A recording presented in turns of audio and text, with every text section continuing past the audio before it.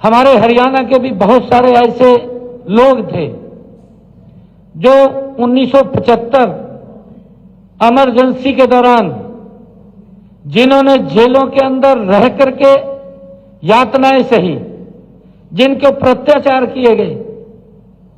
अगर हम बात करें हरियाणा के अंदर, चाहे जननायक चौधरी देवीलाल जी, वो भी जेल के अंदर रहे हैं।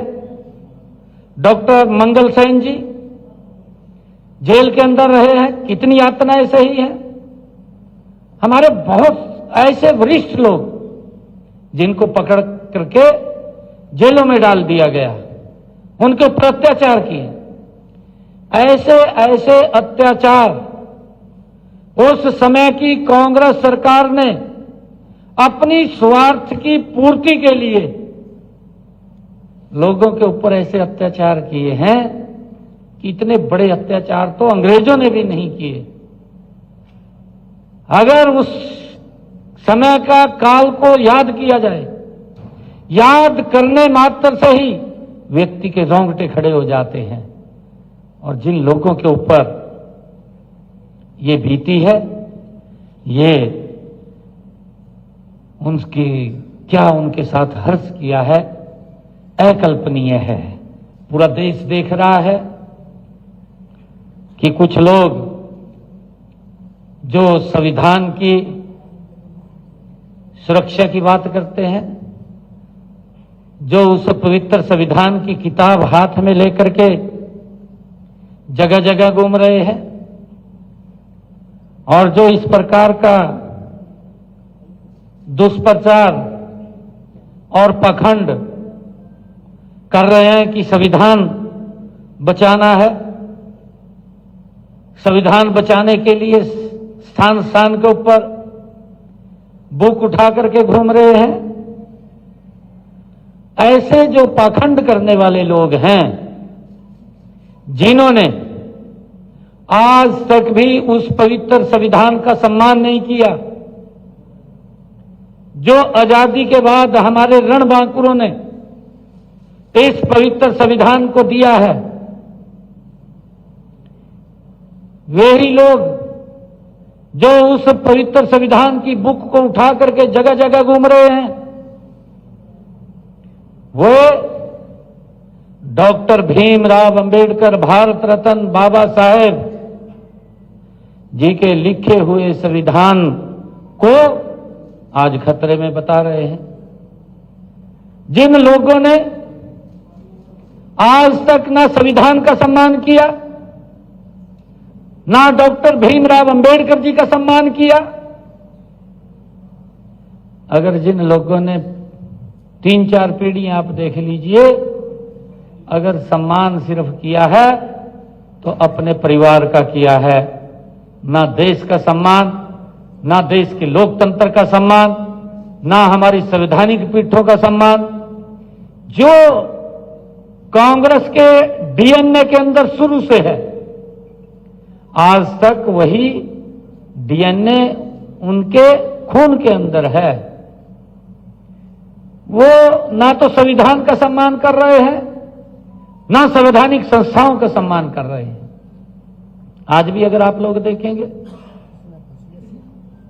महामहिम राष्ट्रपति महोदय हमारी संवैधानिक पीठ है, महामहिम उपराष्ट्रपति महोदय हमारी संवैधानिक पीठ है, हमारा लोकतंत्र का मंदिर संसद भवन, हमारा संसद के अंदर अध्यक्ष महोदय, हमारे कोर्ट्स, हमारे प्रधानमंत्री का जो पद है उसका भी अपमान। एक भी ऐसा कोई भी विषय नहीं छोड़ रहे जिसके अंदर इस पवित्र संविधान का सम्मान कांग्रेस ने किया हो। उन्होंने अपनी स्वार्थ सिद्धि के लिए, कांग्रेस पार्टी किसी भी हद तक नीचे जा सकती है, उसका उदाहरण 25 जून 1975 को देश के लोगों के सामने देखने को मिला है। क्या हालत किया है? 1 लाख से ज्यादा लोगों को किस प्रकार से पकड़ करके उनकी नसबंदी कर दी गई। ये वही काला दौर था। अरे जो लोग इस पवित्र लोकतंत्र को बनाने का काम करते हैं, उनके ऊपर ही अत्याचार किए, लोग भूलते नहीं हैं। इस पवित्र संविधान के 50 वर्ष पूरे हुए हैं। संविधान हत्या दिवस के रूप में ये इसीलिए मनाया जा रहा है, ताकि आने वाली पीढ़ियों के, आने वाले हमारी जनरेशन को उस बात के बारे में जानकारी हो, ताकि उस दौर से दोबारा न गुजरा जा सके। जिन लोगों ने के राजनीतिक पूर्वजों ने देश पर तानाशाही थोपी हो, प्रेस का गला घोट दिया हो, नेताओं को जेलों में डाल दिया हो और जबरन नसबंदी कर दी हो, वे आज किस मुंह से आज बोल रहे हैं कि संविधान और लोकतंत्र के रक्षक होने की वो दुहाई दे रहे हैं। आज जनता को उनसे यह सवाल पूछना चाहिए, देश के लोगों को उनसे यह सवाल पूछना चाहिए कि क्या कांग्रेस पार्टी आपातकाल लगाने और जनता पर हुए अत्याचारों के लिए क्या इस देश से माफी मांगेंगे वो लोग? उन्होंने रियलाइज करना चाहिए, माफी मांगनी चाहिए। ये लोग जो संविधान की दुहाई दे रहे हैं, 1984 के दंगे हुए, किस प्रकार से 1984 के अंदर टारगेट करके एक विशेष वर्ग को मौत के घाट उतार दिया, आज तक उसकी माफी नहीं मांगी।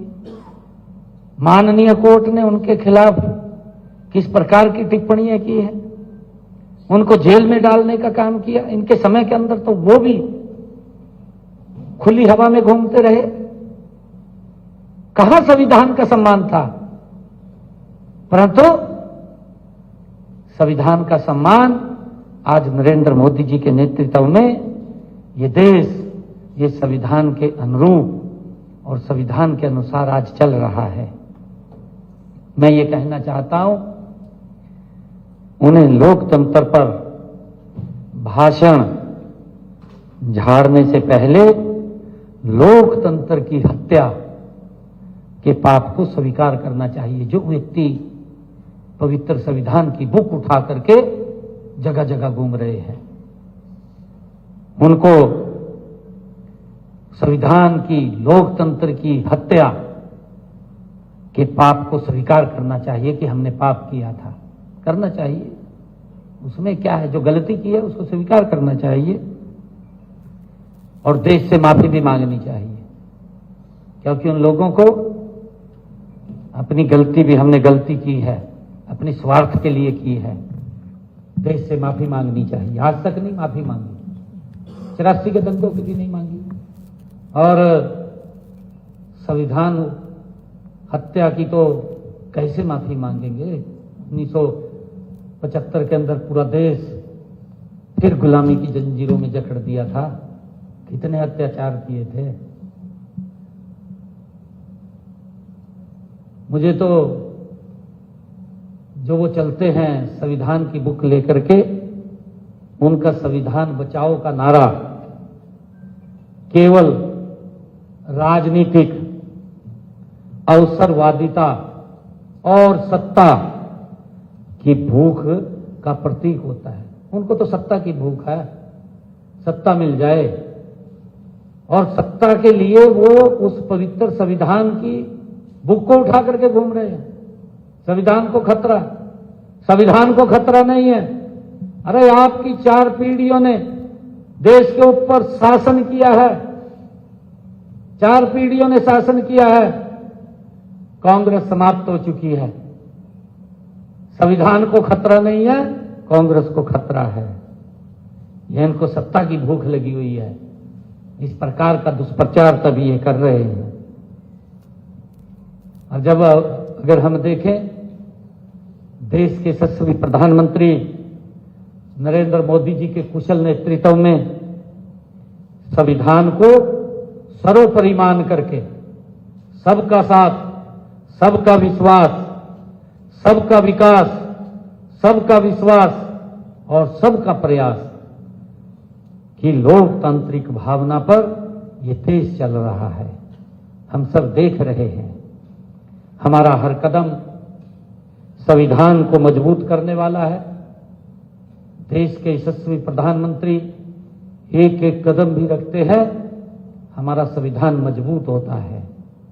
माननीय प्रधानमंत्री जी ने कहा भी है कि हम अपने लोकतांत्रिक आदर्शों को सर्वोपरि मानते हैं, अपने संविधान को सर्वोपरि मानते हैं, इसलिए हम 25 जून को कभी नहीं भूल सकते। उन्होंने यह भी कहा, आदरणीय नरेंद्र मोदी जी ने यह भी कहा कि आपातकाल भारत के इतिहास का काला दौर था। आदरणीय प्रधानमंत्री जी ने कहा है कि वो काला दौर आया है जिसके अंदर इतना अत्याचार देश के लोगों के ऊपर हुआ है। जिस पार्टी ने उस समय लोकतंत्र को कुचला, जिस प्रकार से उसको पैरों तले रौंदा, वही आज फिर से संविधान की दुहाई दे करके समाज में भ्रम फैलाने का वो लोग प्रयास कर रहे हैं। और वर्ष 2024 के चुनाव में, जो लोकसभा के चुनाव थे, लोकसभा के चुनाव में कांग्रेस के युवराज, कांग्रेस के जो आखा है, मुखिया हैं, कांग्रेस के मुखिया हैं राहुल गांधी, क्या दावा करते थे कि भाजपा अगर सत्ता में आ गई संविधान खतरे में पड़ जाएगा। अरे पहले अपने गिरेबान में जा करके तो देख ले। अगर शीशा देख रहा है, शीशे में अगर आपकी शक्ल खराब है तो शीशा खराब नहीं है, शीशा तो ठीक है, पर शक्ल आपकी खराब है। आप उसको देखिए किस प्रकार से दुष्प्रचार किया, भ्रम फैलाया कि अगर मोदी जी प्रधानमंत्री बन गए संविधान को खतरा हो जाएगा। और संविधान और लोकतंत्र की को बार बार अपमानित करने कि उनकी समझ देश की जनता ने करारा जवाब भी दिया है।